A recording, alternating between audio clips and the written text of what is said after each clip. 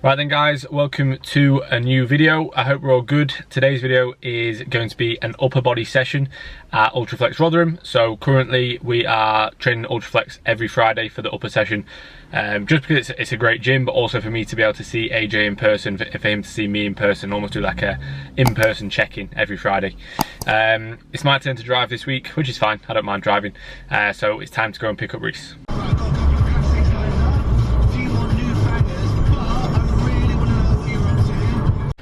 So I'm actually meeting Reese in the car park to my old flat. This is where I lived before I got the new place and then got Shannon to move in with me.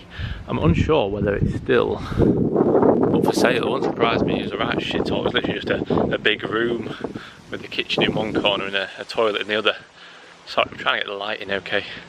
But yeah, memories, eh? Memories.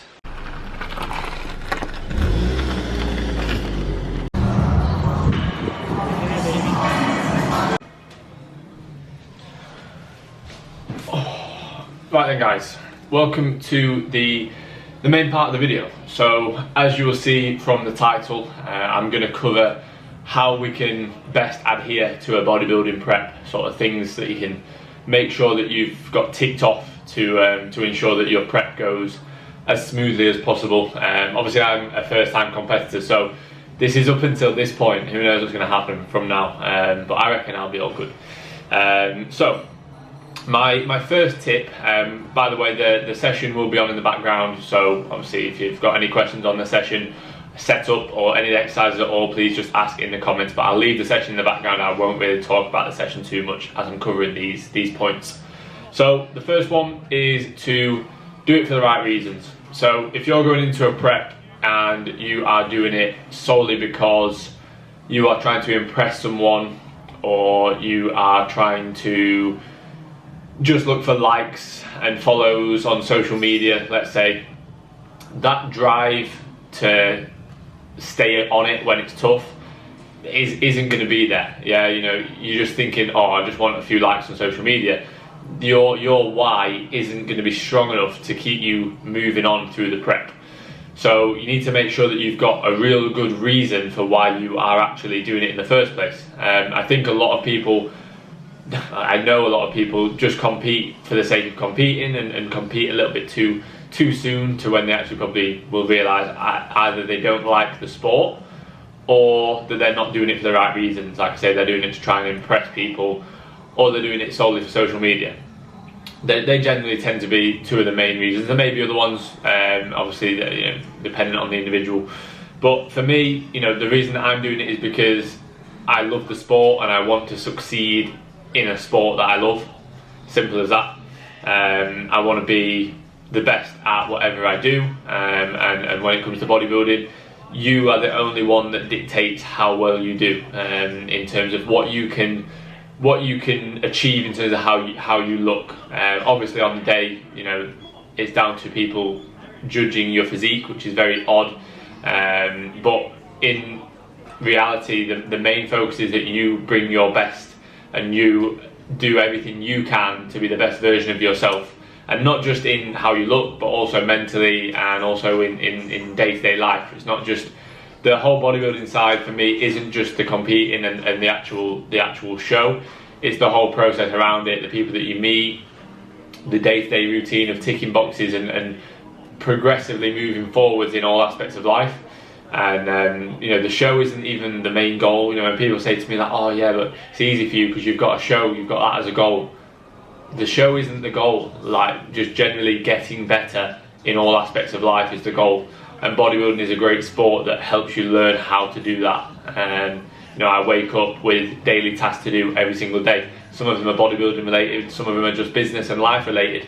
And I think that's something that everyone should have, is goals every single day, rather than just, oh, I've got a show coming up, or oh, there's a photo shoot coming up, so that's you should be on it because of that. You should be on it all the time. Yeah, in the off season you get more food and you may be a little bit more lenient, but you should still be on it all the time. So that's number one.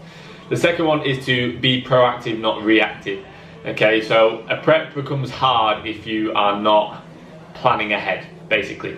Okay, so if you just wake up and you go, oh, I've not got my food for today, already you're going to be having to do more steps to go and get your food. You're going to be waking up and then realising and then feeling a bit stressed, which is going to result in you being in a worse position to mobilise fat.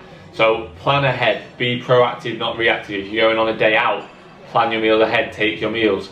If you are, let's say, potentially, you've got a birthday coming up, plan around it, plan things for afterwards, potentially after the show. Okay, we'll do this for my birthday, but it'll be after the show. So that you're not stressing out and thinking, oh, I've got to do this, I've got to do that.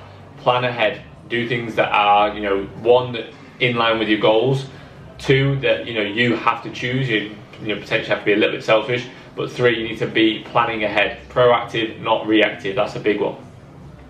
The third one is to be accurate with your nutrient timing. Okay, so if you are struggling with hunger, generally it's going to be down to the fact that you're not, well, this comes down to nutrient timing, but also food choices. So be on it with your nutrient timing and your food choices, your options of food. Okay, so if you're eating twice a day, likelihood is you're going to be hungry between those meals.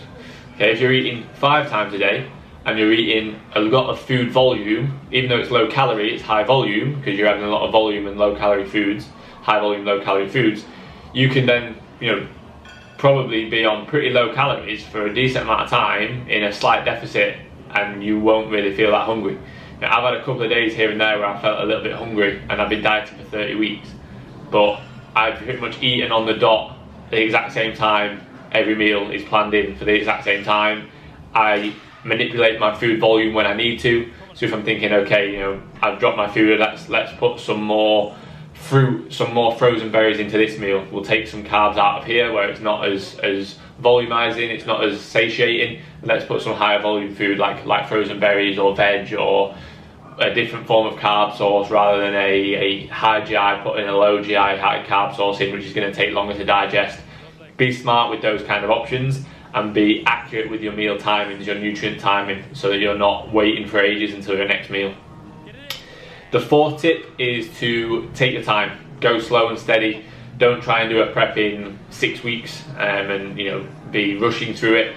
The more time that you've got, generally the better it's going to be. Obviously, to an extent, you don't want to be dieting for a stupid amount of time, over a year, but give yourself time so that you're not stressing thinking I'm not going to be ready, but also so that the drops in body weight aren't so huge that, one, you increase the risk of losing muscle, and two, you just feel worse and worse and worse. The slower the drops, the easier it is for your body to adapt to that drop, and the easier it'll feel. You won't feel like it's as tough. So take your time. And the final one is to have good people around you. Okay, so make sure that your close circle, you've got people who are wanting you to do well versus people who are wanting you to not so much fail, but they're more bothered about whether you go on a night out with them than whether you stick to your targets and work towards your goals. Okay, so you need people around you who understand the process. I'm lucky to have Shannon, who understands the whole process. She's not moaning at me that I need to go and eat at this time. She's not moaning that we're not going out for food. She's not moaning that I'm going to train. She understands it all. She knows that it's what I want to do, and she gets it. That's the main thing. You need people around you that get it. Even if people don't get it, explain it to them. If they still don't get it, what does it matter? It's not affecting them negatively. Yeah, if they're bothered, it's generally just because they haven't got the willpower to do something themselves, and they'll be moaning like, oh, can't we just do this? Or you have your mates like, oh mate, just come out for a night out. What difference does it make to them? For you, if you want to do it, again, come back to reason number one. If you're doing it for the right reasons, any external factor telling you not to do it will just be irrelevant. You won't care. You will just get on with it because you're doing it for the right reasons, and your reason why is so much greater than a momentary lapse in concentration and consistency to satisfy potential needs in food in terms of hunger or social events. You're generally going to be more frustrated at yourself for having that lapse in motivation and consistency, and you're going to beat yourself up for that and feel frustrated for doing it. It's very similar to with food. You might have, let's say, a meal off plan because you couldn't hack it.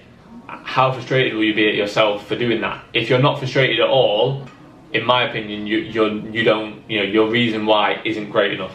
Yeah, you know, it's like when people constantly having to have low calorie things or low calorie jellies, or you know, having to go and have like 2 fucking energy drinks a day and Pepsi Max all the time and stuff. For me, that just shows that you're mentally not strong enough and you're not doing it for the right reasons. If you have to do all of these things to try and work around it, just eat your food, train, and keep working progressively like you would in the off season. The only thing is you're on less calories. So I'll leave it there, guys. There are your 5 tips. So do it for the right reasons. Be proactive, not reactive. Be on it with your nutrient timing and your food choices. Take your time, be slow and steady with it, and just make sure you've got some good people around you as well. So the end of the session is just running through on the screen now. So I'll leave the video there, guys. And like I say, any questions on any of this, any of the tips, any of the session in the background, please just ask. I will leave you with some posing that I did after this session with AJ running me through some posing. But I hope you enjoyed it. Please like the video, subscribe if you are new, and I'll see you all in the next one. Oh,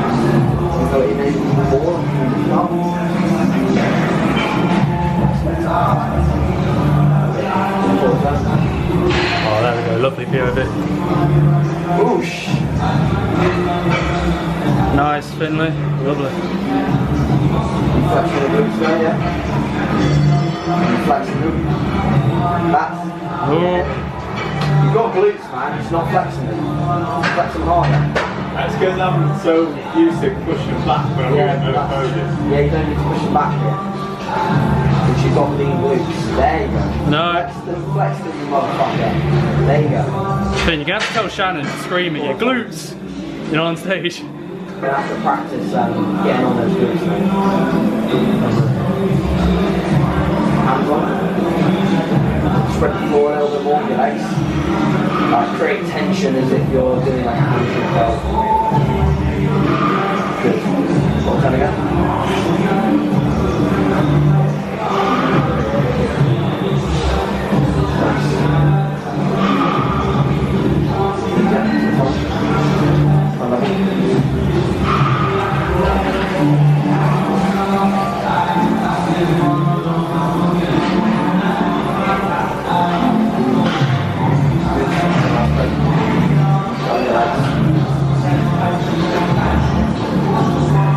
Lovely.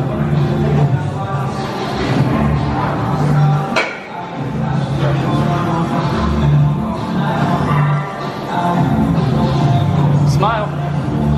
There we go. Nice. Rear double.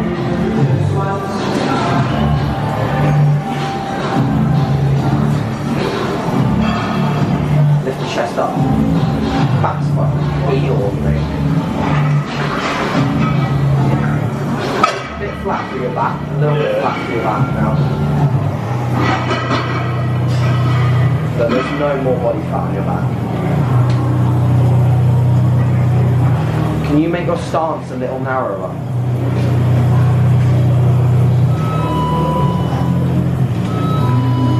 Okay, you just need more adductors. Yeah. I'm trying to close the thigh gap, but I can't. I need small muscle there. Tricep. Sorry. You're definitely tired this week. Through exactly what I thought. Side of your leg, your back's done, your arms and your delts look lean enough. Good. Abs inside.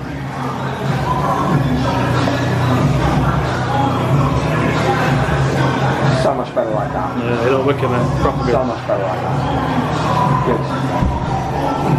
Nice muscular. Crab pose, please, mate.